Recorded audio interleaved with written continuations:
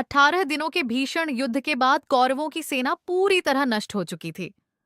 दुर्योधन भी भीम के गदा प्रहार से गंभीर रूप से घायल होकर मृत्युशैया पर पड़ा था। उसी समय उसके पास 3 योद्धा पहुंचे, अश्वत्थामा, कृपाचार्य और कृतवर्मा।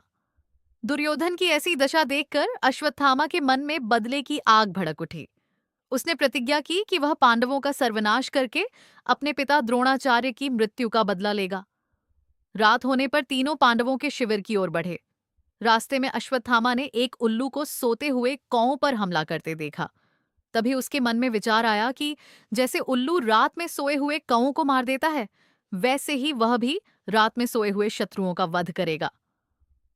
रात के अंधेरे में अश्वत्थामा शिविर में घुस गया। उसने सबसे पहले धृष्टद्युम्न का वध किया, जिसने द्रोणाचार्य का वध किया था। इसके बाद उसने शिखंडी, उत्तमौजा, युद्धामन्यु और अनेक पांचाल वीरों को सोते हुए ही मार डाला।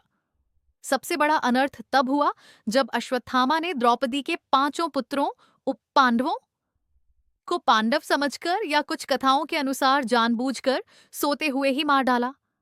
पूरे शिविर में हाहाकार मच गया। निर्दोष सैनिकों और वीरों का भी संहार कर दिया गया। इसके बाद अश्वत्थामा, कृपाचार्य और कृतवर्मा दुर्योधन के पास पहुंचे और उसे सारी घटना सुनाई। यह सुनकर दुर्योधन को लगा कि उसका बदला पूरा हो गया है। इसी संतोष के साथ उसने अपने प्राण त्याग दिए।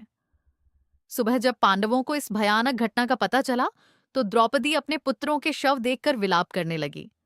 भीम क्रोध से भर उठा और अश्वत्थामा को मारने निकल पड़ा।